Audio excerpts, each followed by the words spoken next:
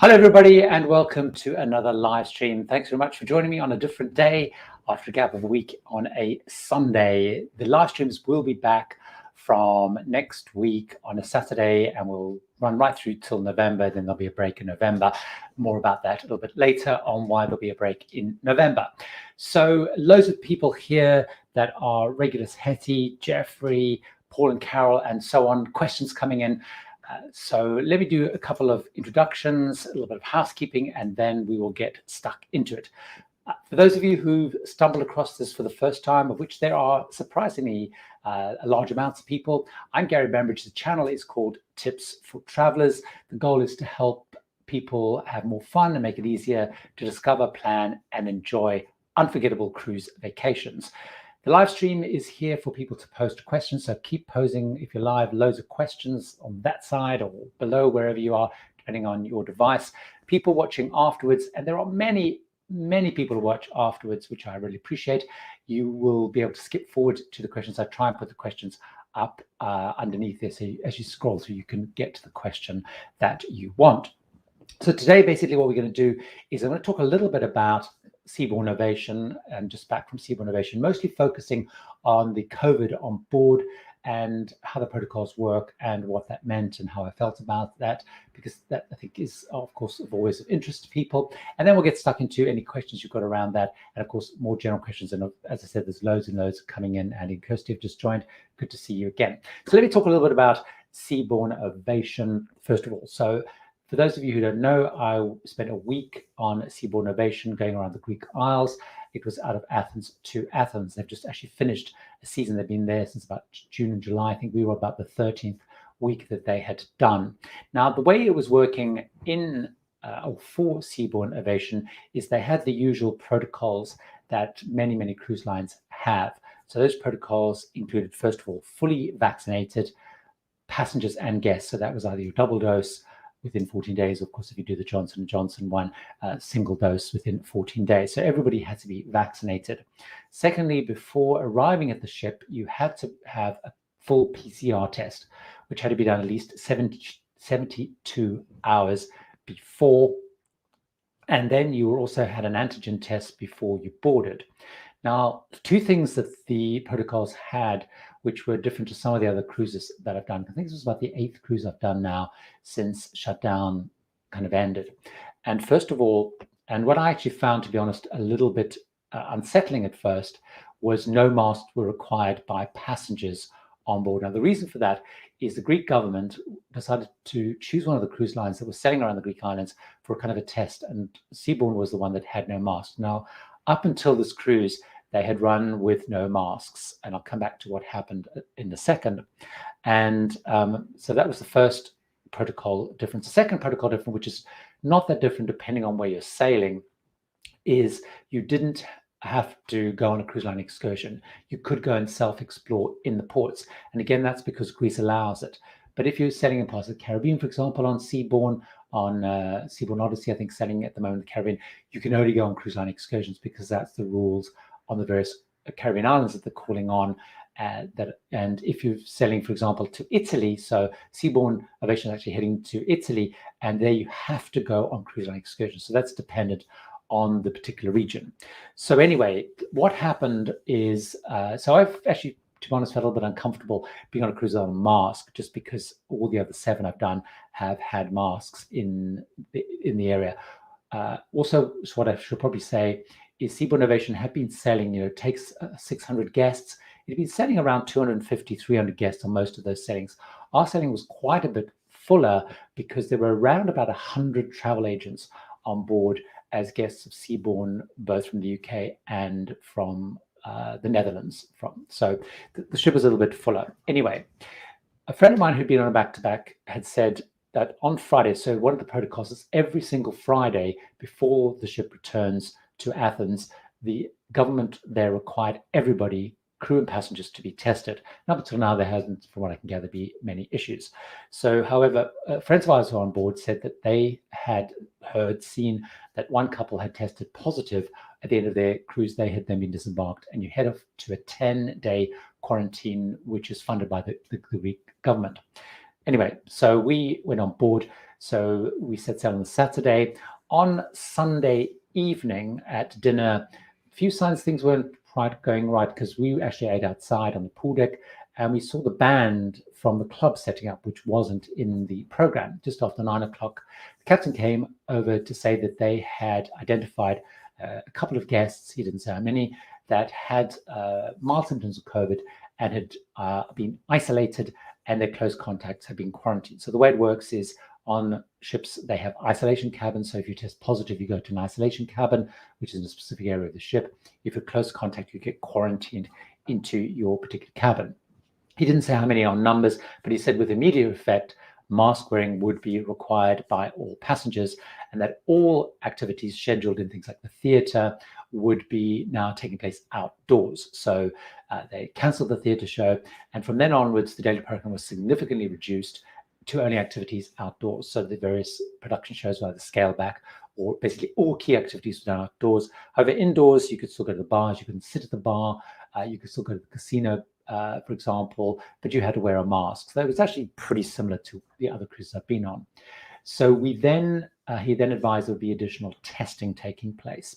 So they then did a round of testing with everybody who'd been on the previous week, because the cases that identified, which the captain told us, were on people who'd been on the cruise in the previous week. So they identified a few more cases from that. So the things basically carried on as normal. We were still able to go self-exploring in ports or on cruise excursions as we wanted to. And then, so they tested all the people who'd been on the last week.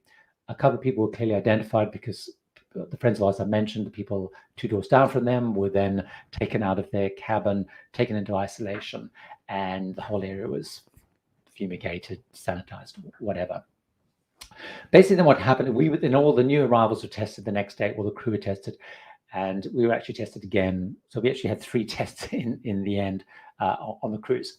When we got to Rhodes, now what happened when we got to Rhodes is, which was the next stop along, is they disembarked all those who tested positive along with their close contacts, which in this case were mostly the partners or travel partner.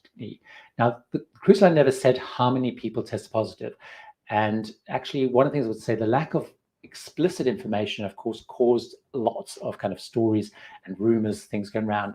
However, through Facebook, trusty old Facebook, there's a group called Seabourn Sailors, where actually some of the people who were disembarked actually posted on there. And I'd actually seen 6 people being disembarked. I'd seen them on the side, people in hazmat suits being supervising people. But basically, it appears there was around about 15 people disembarked, 6 or 7 people who tested positive, and then again, 8 or 9 people who were close contacts.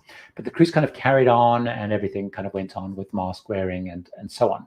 So actually, a lot of people, now I didn't post a lot about it. Those of you who follow me on Twitter would have seen me posting about it. I didn't post on Instagram and Facebook, because we decided not to tell our mothers until we were back and we could explain to them in case they didn't get hysterical.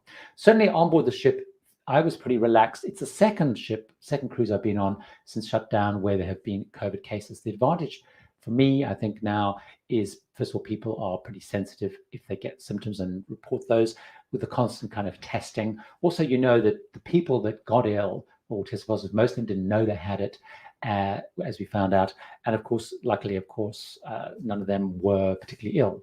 So, we certainly felt fine. We felt relaxed. We carried on the cruise. We kept doing what we were doing. And I think one of the things that's interesting, the 2 cruises that I've been on where there have been instances of COVID have actually been around when people have been able to go out and self-explore, because that kind of breaks the bubble a little bit. But certainly we had a great time on the cruise. The only observations I would have, and I've also found out that with the cruises that takes place this week now, they now have mask wearing as standard, as fixed. Everyone has to wear masks, but they've moved the activities back indoors again. Also, the weather's kind of changed. So that's kind of a little jog through. We certainly felt very relaxed. We felt very comfortable. We knew that there was testing. We knew that people were double vaccinated.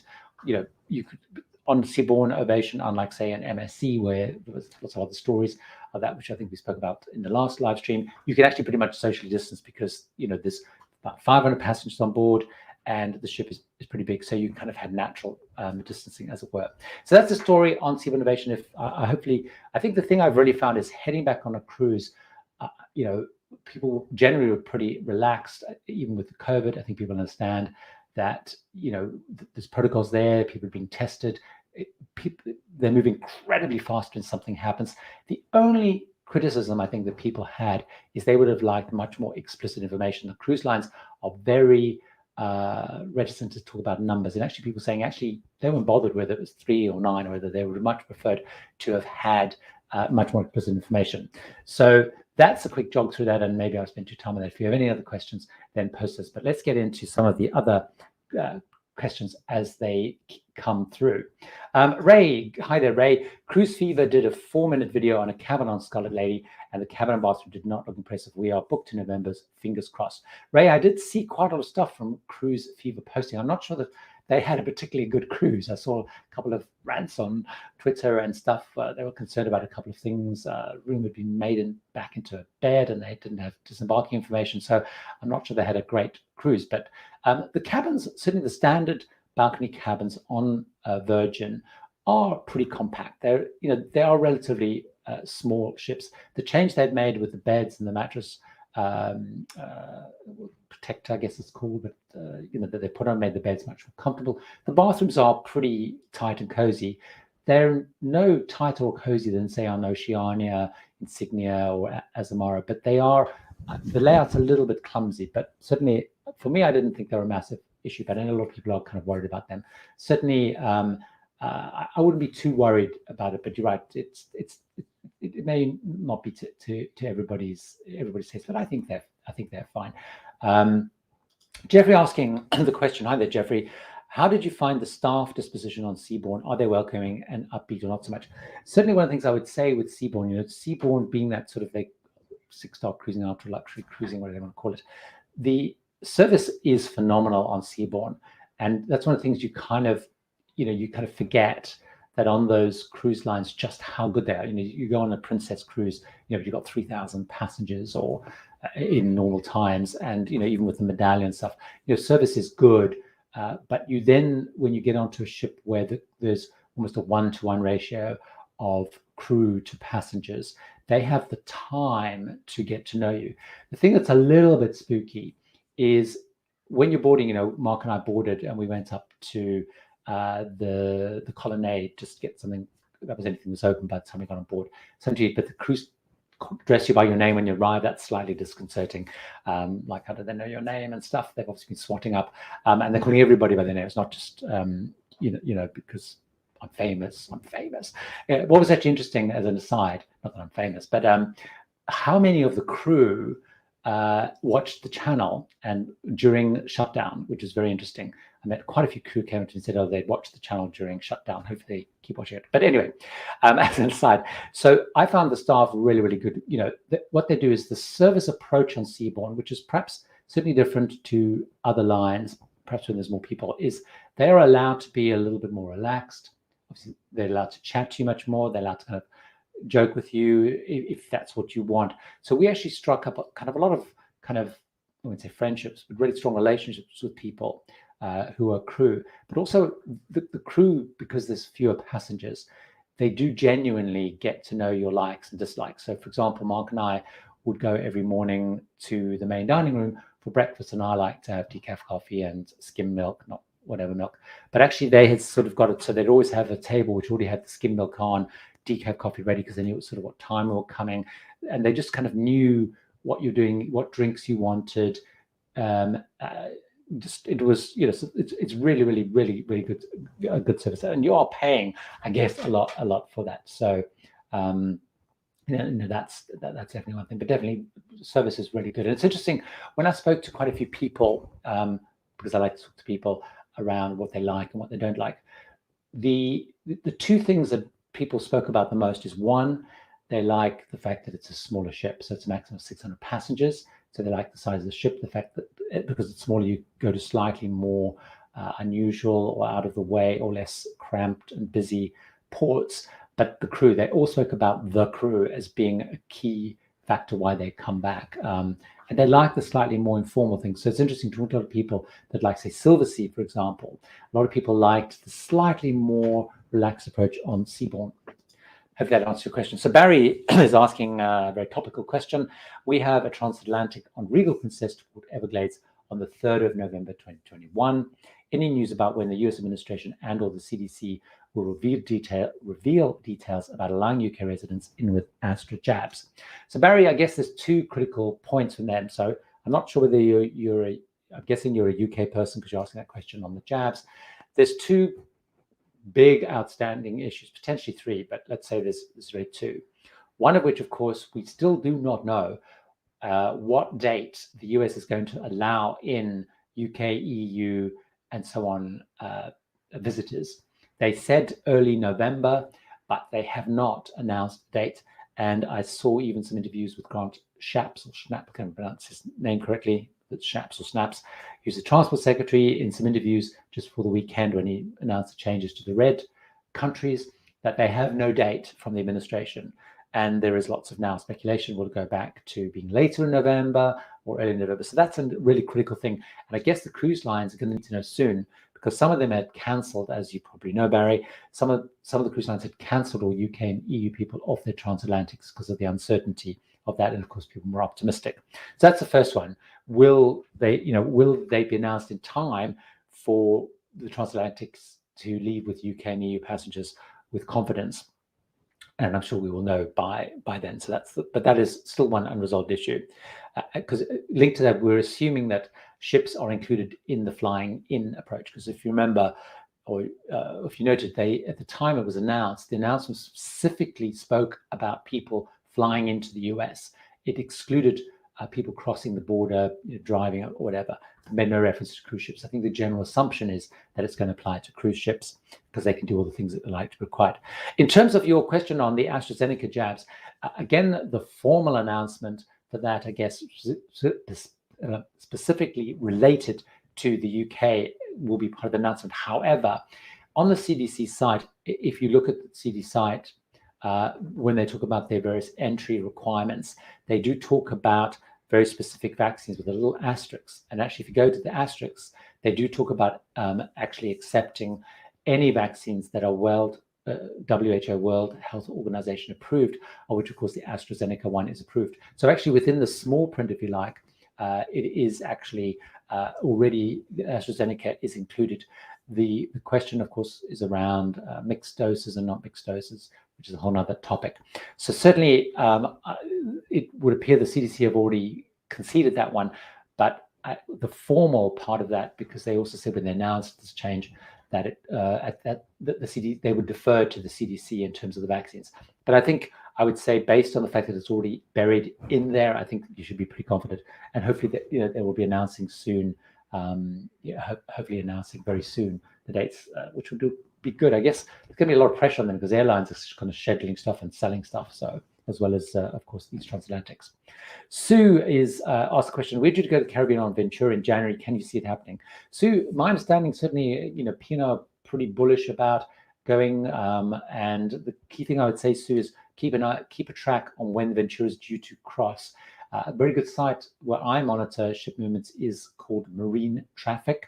It's an app you can download. They do have a paid version. The free version has everything you want. But have a look a little bit at Ventura and when it's due to move. I'm not sure when it's due to move. I know Britannia and stuff, I think, are going pretty soon across. They do cross fairly soon to start the thing. But certainly, Pino have been very bullish about opening up in the Caribbean. And so it seems, I would say it's looking pretty good, unless for some reason they kind of reduce capacity, etc. Barb is asking, hi there, Barb, good to see you. Did you have to wear a mask on the plane, and did you feel as safe as you've done on your cruises? Interesting question. Yes is the answer to the mask question. My understanding is I think pretty much every airline anywhere around, you have to wear masks, even if it's long haul. So you had to wear a mask, and they did keep making announcements about, only when you're actively eating and drinking.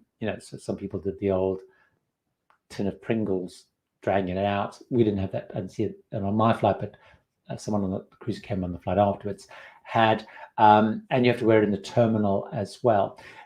The terms of feeling safe, on the plane itself, I felt relatively fine, because they also have the HEPA filters, which filter the air, very quickly on aircraft. So actually, it's those filters which a lot of the cruise lines have introduced as well in terms of filtering out those.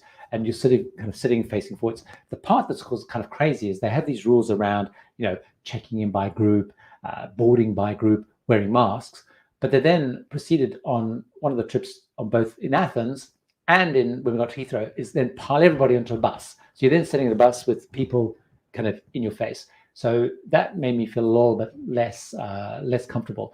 I didn't feel any less safe or less risky, to be honest, on a plane. I know lots of people talk about post those things about I feel safer in my supermarket, or sorry, I'm a cruiser in my supermarket or on a plane. For me, they're very different experiences because of the time scales and what you're doing and interacting. On a plane, you're not really interacting with people particularly, but I didn't feel less good about that. That getting on the bus, that didn't feel right at all. So let's have a look. Lots of things. Gary Pluck joining. Hi there, Gary. Good to see you. I've said it. Kirstel. Here we go. This is a great challenge question, Richard. Hi, Gary. Good to see you back. I was going to say it's good to be back. It is good to be back, and it isn't. I'd like to still be on that cruise. Would you do Seabourn again without masks on board? This is a really, really interesting question. And one of the things that I definitely realized, I felt so much more comfortable with masks as part of the protocols.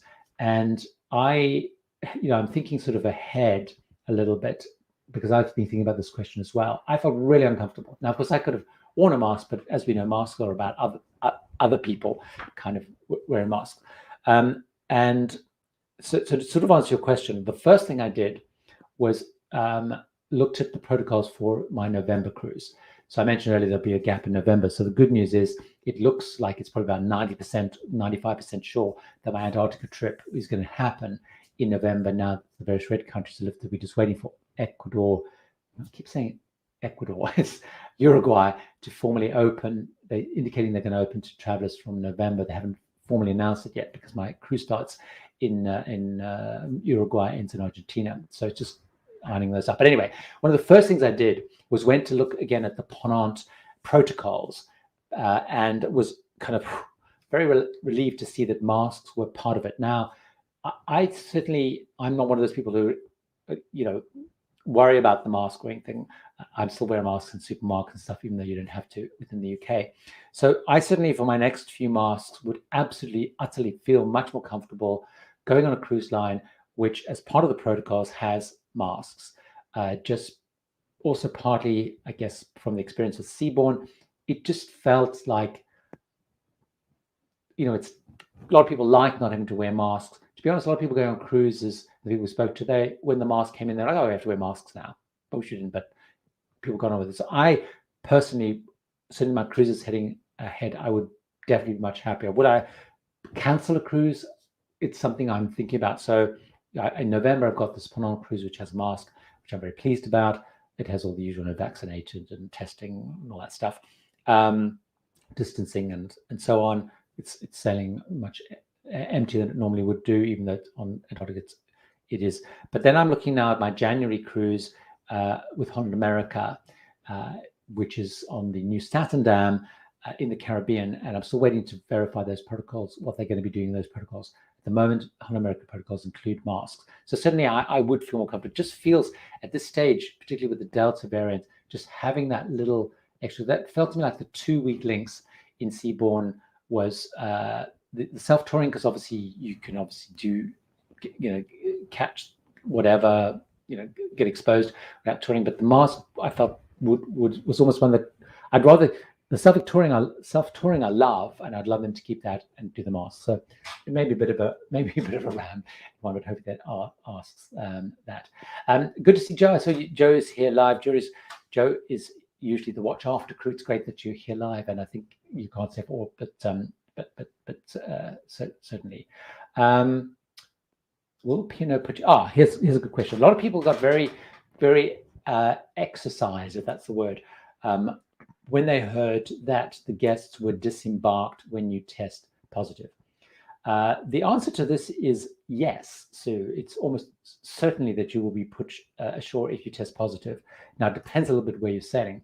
One of the things I think people haven't quite digested in the protocols, because maybe the cruise lines haven't pushed it as much is that part of the protocols that have been agreed with ports and countries is that you do not keep positive people on the cruise ship.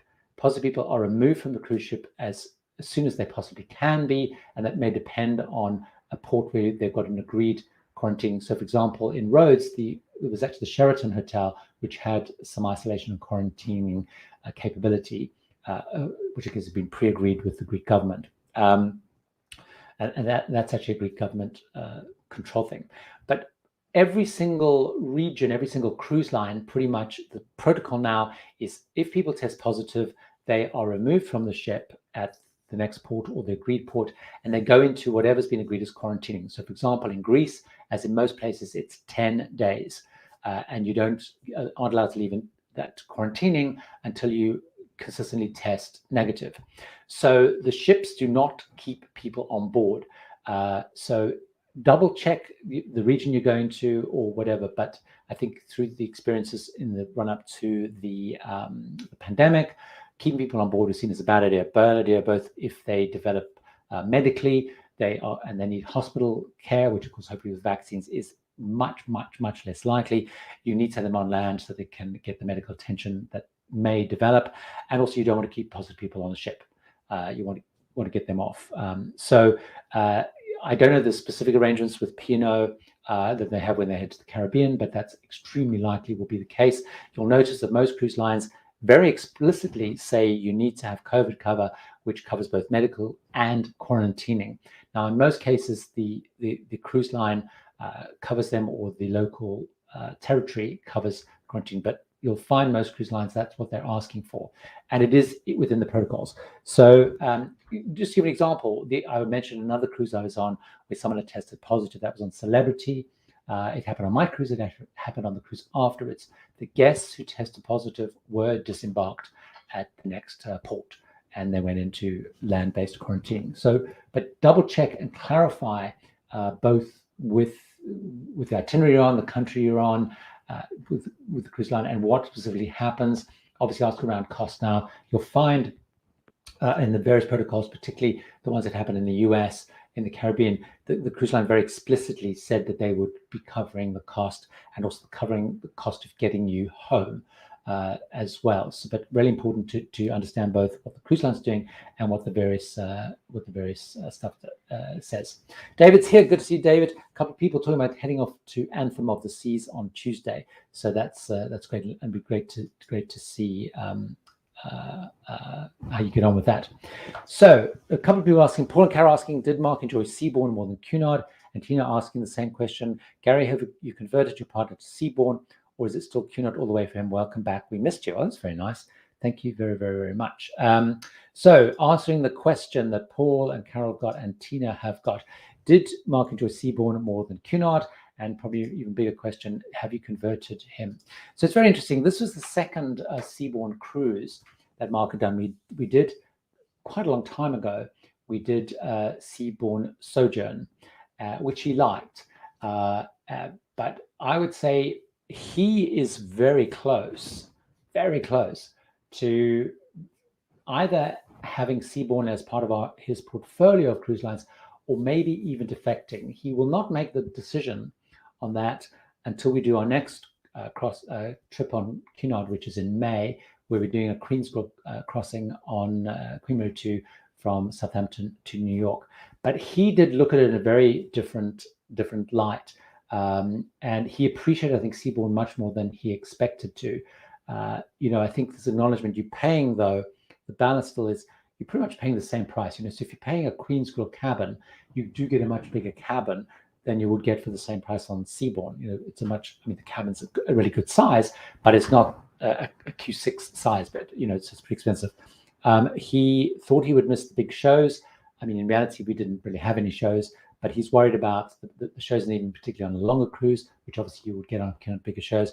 He was worried about the casino, although in reality, the casino is certainly on Ovation. It's a good enough size. They had one blackjack table, and it was a pretty active table, so he got to gamble.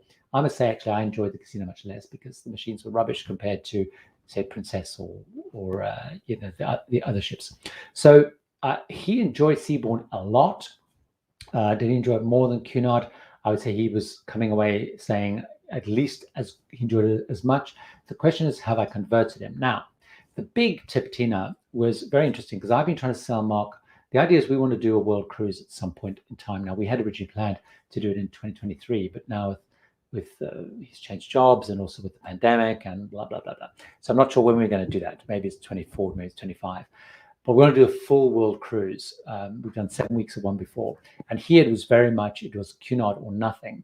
And I've been trying to sell him on a small line, which with a smaller ship calling on more ports as a balance. And I think I've got him actively now saying that he would consider Seabourn as a world cruise option because of the nature of, appreciating the smaller ship, the more unusual itineraries. Even on this Greek route, we went to more unusual itineraries. Things like Celebrity Apex and some of those ships were sailing in Greece, but a lot of the islands and the places we went to, like an amazing place, Monument Vista, that we were on the last day, a big ship isn't going to go there because it would just bring too many passengers for a tiny place. So I think I'm close to maybe even switching him from his Cunard only as a cruise option, and certainly Cunard only as a world cruise. So it's very interesting. I'll explore that a bit more, and maybe in a future video or something I'll do that, cover that in more detail. What those kind of trigger points are or not. But certainly it was very interesting.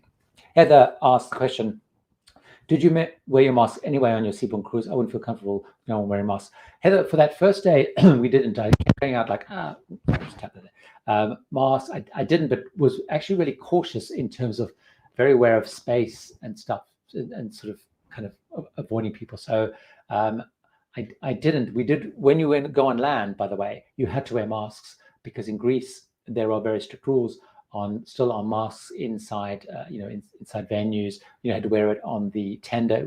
It was all but one port, a tender port. So you had to wear, we had to wear them in the tenders when you went to the shops. Also interesting, of course, in Greece, you had to show your proof of vaccine before you go into a restaurant. They have effectively a vaccine passport system, and we could just show our because we had it on our phone, the UK NHS app that worked for there. Interesting enough, I'm not sure what the US people did, whether they had to do an EU one, but you had to have that scan before you went into any of the bars or the restaurants, etc. on land. Sue asking the question: even if asymptomatic, yes. All the passengers who were disembarked off Ovation some had mild symptoms, some had no idea that they had it. So it's testing positive rather than active. Again, as I said, absolutely important. Double check the exact protocol. Cruise lines are probably not being as it's not as hard. It's not as easy to set. If you go to the website, you'll see the mask, not masks, tours, not tours, and so on. But that is basically what happened. Happened certainly on happened on the Celebrity cruise that I was on as well. The people didn't even know that they had it. Michelle asking, how crowded was Santorini? Did you go to Oya? So Santorini was interesting because it was not. So Thera, which is the place, for those who know Santorini, the ships sort of dock more out because you have to tender near Thera, which I think is the capital, and then Oya is a little bit further away, which is where people go for those kind of very Instagrammable shots. So certainly Thera was not that busy at all. We were very lucky because there was us in, which had about 500 passengers, and Ponant was in on a ship which has, even when it's full, only 250 passengers. So in terms of number of cruise ships, there was very few people there. There have been other cases, talking to the other times, even in this season, talking to Chris, the cruise director, where they did have like an MSC, a Costa ship in, and then you had the big long queues for the cable car. We literally had no queue for the cable car. We walked in, went out to the cable car. The cable car wasn't even full, and we did the same coming back. So Thera was relatively quiet, actually. It was actually great. You could walk around, you could get into any of the bars very easily, any of the restaurants very easily. It was not manically busy at all. It was a very different experience. However, Oya was much busy. We actually decided not to go to Oya. I'm trying to pronounce it correctly, but incorrectly. Anyway, we didn't actually go there, but a few people did go there because people go to watch the sunset, etc. And they said it was pretty busy, but not as crazy busy as it was. We're kind of at the end of the season, so definitely one of the big advantages of Santorini, if anyone's been to Santorini, is just like crazy busy. So let me have a little sip of this, and then I'll answer Heather's question.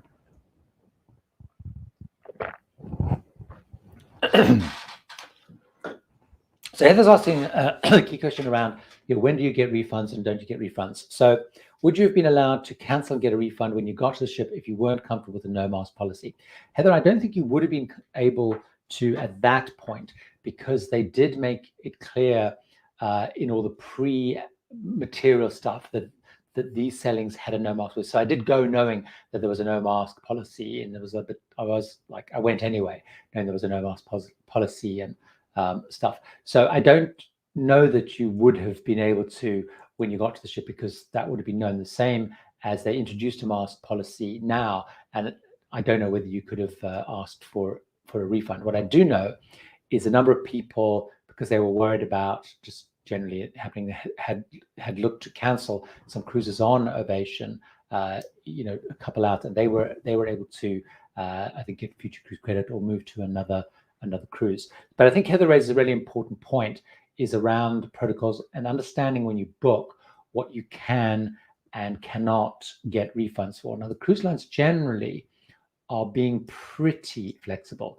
So if you've been exposed to someone with COVID in the previous 14 days, for example, they won't let you board, and they ask that you let them know, and they will give you normally future cruise credit or something like that. I did see actually some people that I follow, they were due to get on our owner this week. Their husband tested positive in the morning, and again they got future cruise credit and cruise moved. So, but it's really important to understand the various, what the cruise lines will and won't do, both what's in the policy specifically, also just kind of what they will do. And I think it's an important point I did say in many of my videos. Often is make sure you're comfortable with the protocols and what the protocols could be. But I guess the other point that Heather's raising, which is a great one, is, and also understand what the cruise line will and won't let you do. They're still relatively flexible. I'm not sure I didn't know anyone that specifically asked that, but I think that would have been a challenge on my specific my specific situation. So hopefully that answered that, Heather. Carl, hi there, Carl. I've never cruised before and looking to book for next year. However, when I've tried to book online, I can't get straight up price. I'm always asked to complete an inquiry form. Why is this? So Carl, that probably, I'm not sure where you're based. So that could also be where you're based, because sometimes sometimes that is a case, because you can't give you a straight price, where you are. Now, normally the cruise line site will default to whichever is the one that you can do bookings for. But for example, some people contacted me and they were in Poland and they were trying to book a Viking cruise, and they were struggling to get a price because, as I discovered later, they used to be able to route it through the UK office, but Brexit with some of the rules, then have to go to the US office, and it was all a bit complicated. So it depends a little bit on the line. So some cruise lines, particularly some of the premium lines, don't often give you a price. They kind of want you to talk to you, I guess, to then to know what you need. One of the things I would say, Carl, is sometimes you'll find there is a workaround, because sometimes you'll find if you go into book, which it sounds like you might have done, they'll often start taking you down a process where you can sort of look at prices. The other thing I would say, though, Carl, particularly if it's your first cruise, is it might be worth working with a travel agent. So making contact with a travel agent and get them to do a lot of the legwork for you in terms of pricing and options and different grades, but also they can help talk you through that, see what deals they can get you, etc. But it's normally one of those two things where they either they don't have a particular sales officer in that area. So, and the way the cruise lines work is they will sell, in UK, the price, for example, if you're in the UK, they'll have a UK price, which often, for example, will include port taxes, or they'll have a price for UK people. In the US, they might have a slightly different thing where they tend to quote a price and then add port taxes on afterwards. So a lot of it also depends around that. So it could be where you're based, or it's one of those lines that tends to be more premium lines. It's very unusual. The only ones I found that particularly is sometimes on Seabourn. I found that if I'm logging in a different country, and I found that a lot with Viking, because Viking also want to talk to you, the kind of agents. But certainly, I would try and get through an agent if necessary. The other thing to do, Carl, is if you do really want to do it online and look, is find out one of the kind of cruise comparison sites. So not on the cruise line specific. So if in the UK, for example, I think there's cruise.co.uk. Another good one to look at, for example, is Vacations to Go, because they will often cover multiple countries. And if you go on there, you can often work through their system, and that will give you a sense of the price. You may want to then book with the cruise line directly or with the travel agent. So hopefully that helps. Hopefully that helps. David is asking, both like the bid up system is very popular, particularly with Norwegian cruise lines and Royal Caribbean cruise lines in terms of those bid ups. And I didn't have I had on both the Royal and on Norwegian cruise lines. I had actually just pre-pandemic. I think I had cruises in April or something like that, booked with the pandemic, and I'd actually put in bids, and I think both of those had worked. But of course, we kind of then they didn't happen. But certainly, I did have some luck. A lot of it depends on how busy they are and stuff. One of the things that's going to be interesting, particularly with the Anthem, is one of the things that I've seen a lot is premium cabin. I know cabin you book here on David, but premium cabins are tending to sell out really quickly on these startup cruises. I guess people have got more money, or they want the space, or they're worried about getting quarantined or whatever. But so it'll be interesting. I think bidding upwards seems more of a challenge. Paul is asking a really important question as well. My insurance policy multi-travel quote is £10 million cover. They don't name cruises on the policy, but the company said they do cover cruises. Is this sufficient? Really, really important point, Paul, is this question. The cruise lines very explicitly say that you need to have cruise cover. So what you want to do is either get that in writing. So if you ask by the cruise line, will this cover cruises? You do have, this is a cruise cover. They do ideally want it. You've taken out very specific cruise cover. Now, I actually shifted my insurance from who I'd used for many, many years, which was an annual policy, and they did cover cruises, but it wasn't cruise specific. But the value, as you said, was that kind of value. And because I'd had a discussion with them before I went to Antarctica the first time, because we had to have a certain amount of evacuation insurance and stuff like that. If you had to be medevaced from some remote place, and they did cover it. But now I've actually shifted to policy where it very explicitly says cruise cover. So I would just say, try and get that in writing in some form, or ask them for something specific. Just if you do get some kind of house. I did move. I just thought it was I thought it was easier, but a really important point. Abdul's asking a question which you probably won't like the answer to. Abdul's asking, any idea when New Zealand opens for cruise? There was actually an article came out this last week, which I think it's called Cruise Passenger. It's an Australian magazine. I think maybe it's only a digital one. And if you're on Twitter, it's worth following them on because they put lots of information around Australia cruising and New Zealand cruising. So it's called Cruise Passenger. I think it's cruisepassenger.au.com, if whatever the Australian domain name is. So they had an interview with the head of the kind of Cruise Association in New Zealand, who said he doesn't expect any cruising to happen in New Zealand until November 2022. So that's still like another year away. What he said is because the New Zealand government, although they're talking about shifting a little bit from their COVID elimination strategy potentially, but what they're saying until they have 80% vaccination in New Zealand, they basically won't even start talking to the cruise industry. So cruise industry has had, an association has had what he said anyway in the article, has had no discussions with anyone in the New Zealand system around a plan to resume cruising.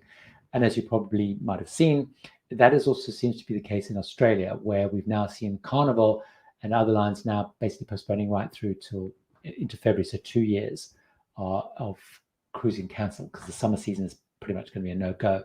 And again, saying that they still haven't been able to get engagement with the government there. And of course, one of the challenges, as we've seen in in Australia, is each of the territories is doing things very differently. So, for example, the airlines are starting up, hopefully for Australians, in November, December time, when they get to the 75 or 80%.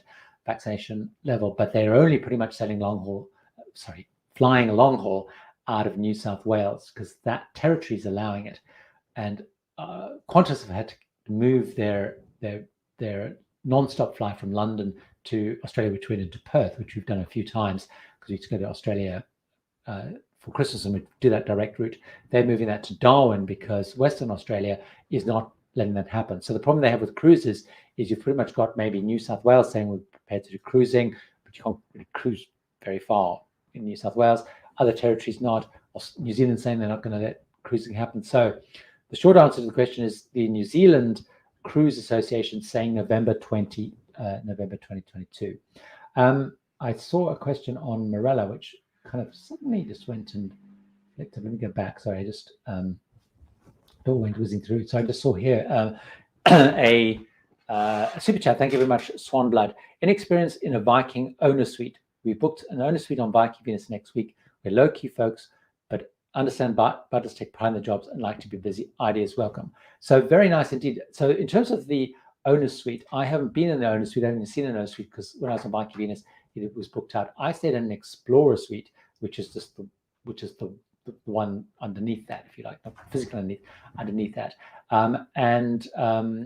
You know, so certainly if you want to do your own thing, if you want to be low key, that is going to be perfectly fine. You know, on various cruises that I've had butlers, I've pretty much got them to sort out maybe some dining reservations, maybe sort out, you know, your mini bar stuff or anything you want with an excursion. You know, the great thing is you can just say, look, can you do this, this, and this for me? Sort out this excursion, sort out this dining, and whatever. And you can pretty much play it low key. They will do the whole hog if you want. They'll do unpacking, packing, run your bars and all that stuff. But if you're pretty low key, I would just, you know, just get them to do kind of little chores. Or if you don't want, they'll be quite happy not to do it at all. But it'd be very nice. That owner suite does look, from the pictures, stuff I've seen, does look really, really, really, really, really, really, really nice.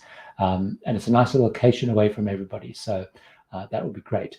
I see another super chat here from Glenn. KF, $5. Thank you very much. Thank you very much indeed. So I need to scroll back because I realize I missed out a whole lot of other questions that have come along here. So let's go back. It's been a big flurry of questions, which is great. So let's have a look. Patricia asking, are they still doing test cruises? So the test cruises seem to have really worked through the system now. So the test cruises, if lines were sailing with 95, and this is in the US we're talking now, if cruise lines were sailing with 95%, at least 95% vaccinated passengers, they didn't have to do the test cruising. So that, and of course, as we know, in some places like Alaska, they were doing only vaccinated cruising. As we know, in Florida, the governor is still trying to, you know, because he brought out the rule where you can't show proof of vaccine. Then Norwegian sued them and they got ruling in their favor. He's now trying to get that overturned.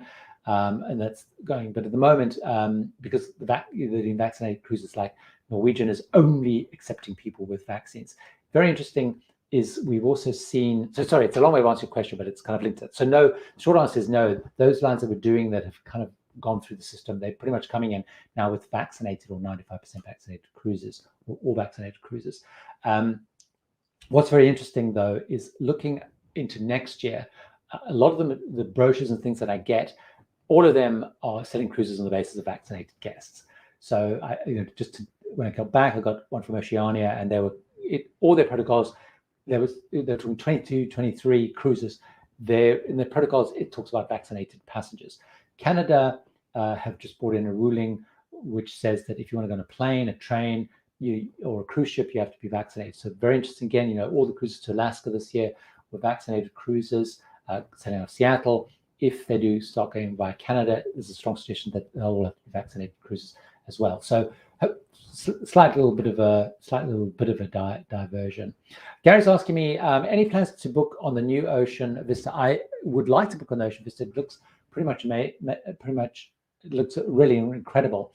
I don't have any plans to book for next year, simply, Gary, because I think I now have every month, except for December next year, when we normally do something land-based. I think maybe October. I think every other one is full. So I don't actually have a slot for Vista. I'm going on Oceania Serena in February, Panama, which I'm very excited about. But I would like to try the Vista because I do really like their small ships. So I will eventually go on Vista, but it's probably not going to be until it's been around.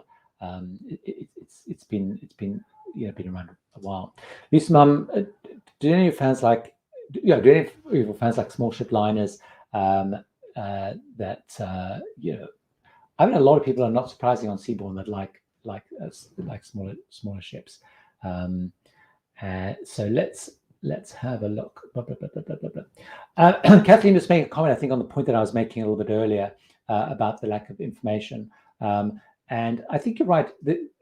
I think particularly at the point with COVID and stuff, almost over communicating is better than under communicating, particularly something like that, because also, if you look at the Facebook group, for example, there was a story, it's 2 people, it's 1 people, it's 3 people, it's 4 people, it's 5 people, there's 2 buses, 1 bus, this is what's happening, this person's tested, this happened, and so actually just coming out, like when I was in Celebrity, the captain came on and it was very clear, he gave kind of numbers. It was this person tested, this is happening with the production crew, so the production team, they've all been put in isolation, they've been put in isolation because the person tested positive had been interacting and performing with them. So there was nowhere to go in terms of rumor because it was all there. So I think right, there seems a reticence on it, and I'm not really sure why that is. Question which I don't specifically know the answer to, but I know a little bit of the answer to, but I'll answer it. But if anyone else knows, so the Spaces Now Man or Space Snowman, not sure which of those two it is, but one of those two. A P&O 2-week Iona cruise cancelled all their childcare without telling passengers. Are all cruise lines doing this? Now, I haven't heard that specific one, but what I have seen is a number of the cruise lines changing the arrangements with kids clubs, where it's been very much around restricting numbers, particularly with the distancing stuff. But I think it's a really good watch out is understanding what's happening with kids clubs. Now, of course, what's also happening in parallel to this is a number of the lines are going the vaccinated route. So they're upset. P&O upset even more people, I guess, because they basically stopped a whole of kids coming on anyway because they moved into the vaccine only rule, and a lot of people was 12-year-olds. Most were able to get 1 dose. Even 16-year-olds hadn't started. So it's a really good watch out. I've only really heard that particularly. I haven't heard about them doing that. So if anyone has done that. KB in the UK, good to see you. Work finished, so great to see you live again. Is it true that the Seabourn cruise can work out cheaper taking all expenses into account? So it's great to see you. Good to see you here. Maybe on Sunday helps. It's a really good question. A lot of people have asked me that question around, in reality, is actually Seabourn, price competitive? I think the short answer is no, it's not. Because it's premium. So I guess if you were to say, okay, depends what you compare with, I guess. If you just say, right, I'm going to go in the Cunard Queen's Grill, so straight away your cost, and I'm going to go in a veranda cabin, sort of a lower to mid-range veranda cabin on Seabourn, your kind of basic fare is kind of the same. But of course, on Cunard, you're then going to have your drinks package. Terrible Wi-Fi. They have terrible Wi-Fi. On Cunard, still do. And you're going to have gratuities added on. So that's going to bump you up. On Seabourn, you're going to have most of your drinks included. Unless you're a real wine buff, your drinks, cocktails included, gratuities are included. And unlike, on Cunard, the thing I find with Cunard and some of the lines which have auto-added gratuities, there's almost like a pressure to tip on top. Certainly the crew on Cunard have always given the feeling like, I know you don't order gratuities, but let's talk gratuities. And those of you who might have seen Emma's video I see on Disney, they literally give you little slips of paper to hand to people and envelopes saying how much gratuity you've given. So the idea is post more. Anyway, so I would say, once you're there, you're kind of much more, you're right, much more neck and neck. But you are talking going in a very premium cabin. If I was to compare it with, say, Celebrity, again, if you were to go in the Retreat to their suites, you would have a much higher level cabin. They have more inclusions there because they have some basic Wi-Fi. they have some drinks package and gratuities included. You're kind of close there, but again, you're going to have one of the really big suites. So the trade-off is probably, if you went on a bigger ship premium line, you're going to have a much more expansive suite, and you're probably going to end up in the same place. But you then have, of course, the big ship experience. So, but if you were to say compare a balcony cabin, if you want to go, say you're going a balcony cabin on Cunard, Celebrity, or whatever, with all the add-ons, there is a big gap. So if it's like comparing going from a balcony cabin into a really good suite equivalent. That's really probably the really key difference there. So pick up another one. How formal or casual dress codes on Seabourn? So the dress code on Seabourn is relatively relaxed, although people dress pretty well. I guess the sort of people who go on, who's spending the money, probably do have a nice wardrobe anyway. They do. So you have a formal night. I think it was called formal night. I can't remember what it's called, where pretty much everybody would wear a jacket, and gents would wear a suit or a jacket and tie. Most would. I did notice on formal night, a guy arrived at the restaurant. The main restaurant's called The Restaurant.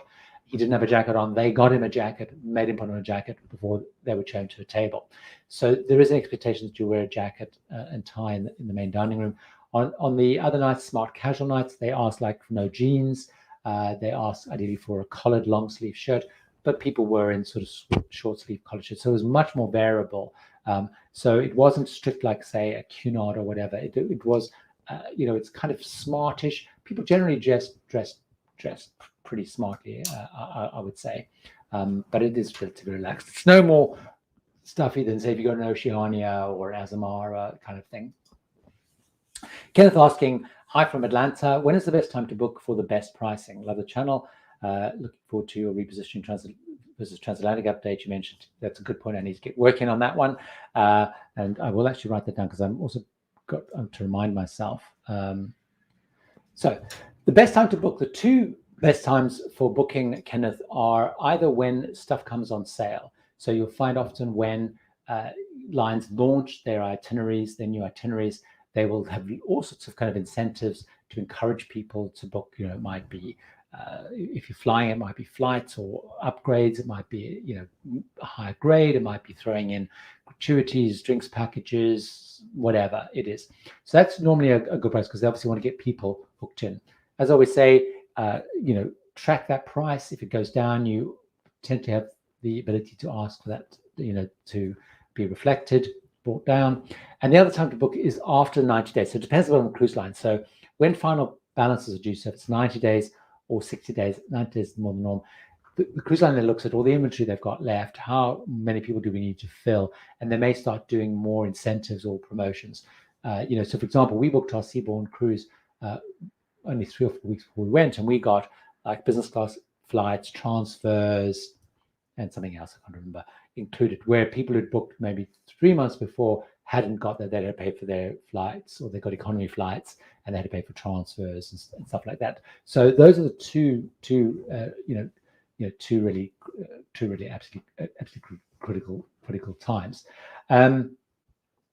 So Ian asking, interested in cruise for Asia, prefer multiple countries for late 2022, early 2023. Not seeing a lot of itineraries. That's partly because there's so much uncertainty, I guess, for that. Any cruise lines you recommend watching for Asia itineraries? So in terms of Asia, there's two ways that you can really look at Asia.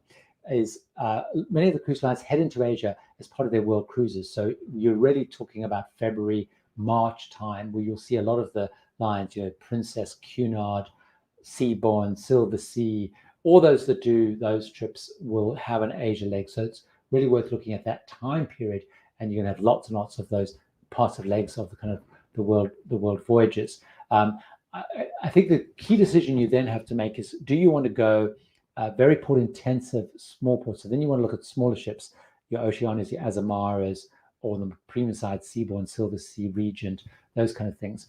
Or are you more happy to go to the bigger kind of iconic ports, Princess, Celebrity? Those people tend to have some quite interesting stuff going on as well. So those would be my key tips there. So wow, we're kind of charging like crazy through here, and we're running hugely out of time. So Patrick asks, do you know of a ship that provides included buffets 24 hours a day? It's interesting. All the cruise lines I've been recently have shifted away from that. Room service ends up being your main 24-hour option. Now you'll find this very narrow windows, very narrow windows of time when it's not open, but it tends to be much less than it used to be in the good old days.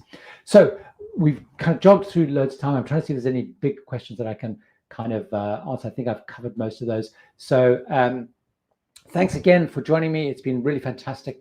I'll try and see if there's any other ones that I missed. Make sure I pick those up next time. The next live stream will be on Saturday, back to Saturday for the next 4 weeks or so, back on Saturday. I have a video coming out now on the channel. Every Sunday comes out. So if you want a little bit more, I love it if you head across there and watch that, because it should be kind of now. So thanks again so much for joining me. Have a great rest of your weekend. And if you're cruising, happy, safe travels. Thanks very much.